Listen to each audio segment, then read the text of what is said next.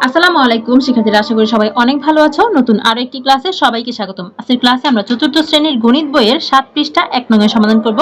খেয়াল করো 7 পৃষ্ঠা 1 নং এ এখানে দেশীয় ও আন্তর্জাতিক রীতিতে সংখ্যার পর কমা বসিয়ে আমরা পড়ব। ঠিক আছে, সংখ্যার মাঝখানে আমরা কমা বসাবো দুইটা রীতিতে, দেশীয় এবং আন্তর্জাতিক রীতিতে, এবং সেটা পড়া শিখবো। তো চলো আমরা সমাধান করি। আমরা সমাধান করলে আমরা 1 নংটা প্রথমে সমাধান করি। 1 নং এ যে সংখ্যাটা আছে সেটাকে আমরা কিভাবে লিখব? দেশীয় রীতিতে। দেশীয় রীতিতে আমরা প্রথমে কমা বসাই। দেশীয় রীতি।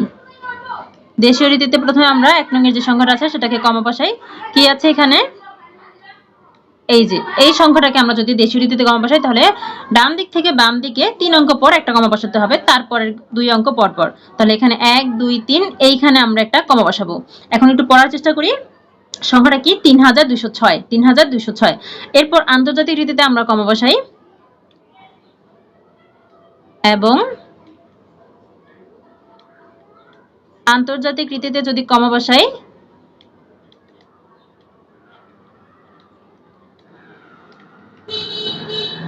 আন্তর্জাতিক রীতিতে কমা বসালে কেমন হবে দেখো তো? একই রকম হবে, তাই না?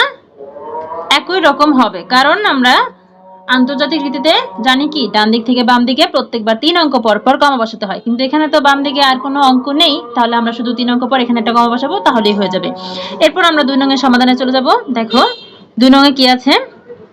2 নং এ যে সংখ্যাটা আছে এটাকে আমরা প্রথমে দেশীয় রীতিতে কমা বসাবো। দেশীয় রীতি। তাহলে এটাকে আমরা প্রথমে সংখ্যাটা তুলে নিই।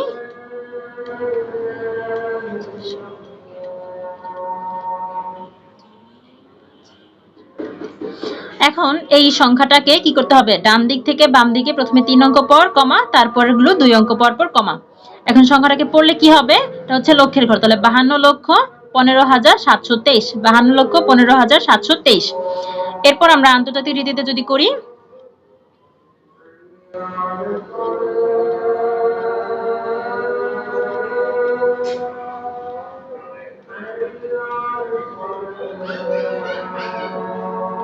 আন্তর্জাতিক রীতিতে কমা বসালে কেমন হবে দেখো।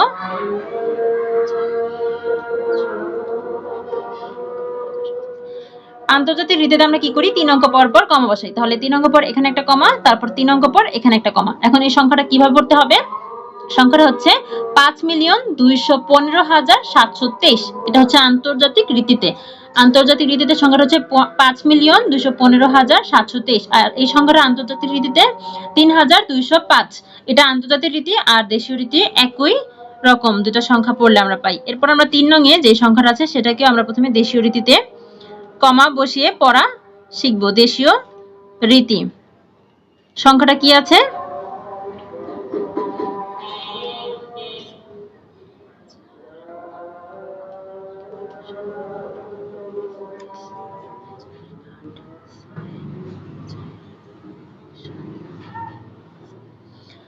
এখন এই সংখ্যাটাকে আমরা কি করব? দেশীয় রীতিতে কমা বসাতে গেলে প্রথমে ডান দিক থেকে বাম দিকে 3 অঙ্ক পর এখানে একটা কমা, তারপর এগুলো 2 অঙ্ক পর এখানে কমা, 2 অঙ্ক পর এখানে কমা। এখন সংখ্যাটা কি আছে? সংখ্যাটা আছে 4,86,41,785।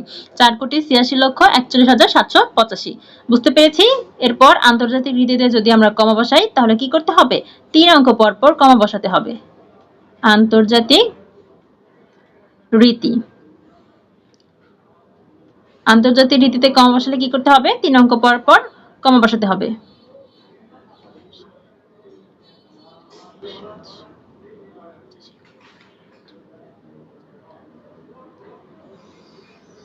তিন অঙ্ক পর এখানে একটা কমা, তারপরে আবার 3 অঙ্ক পর এখানে একটা কমা। এরপরে কি আর 3 অঙ্ক আছে? নেই।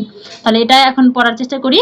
কি হবে এটা? 48,641,785। 48,641,785। ঠিক আছে। এরপর 4 নং। 4 নং এর সংখ্যাটাকে আমরা প্রথমে কি করব? দেশীয় রীতিতে কমা বসিয়ে পড়ব। দেশীয় রীতি। 4 নং এ কি আছে? ঠিক আছে, আমরা সংখ্যাটা তুলে নিয়েছি। এখন কি করব, 1 2 3 3 অঙ্ক পর শুধু এখানে একটা কমা। তাহলে দেশীয় রীতিতে এই সংখ্যাটাকে আমরা পড়লে সংখ্যাটা কি হবে, সংখ্যাটা হবে ৮০০০৬। ৮০০০৬। আর যদি আন্তর্জাতিক রীতিতে আমরা কমা বসাই তাহলেও একই রকম হবে, তাই না? আন্তর্জাতিক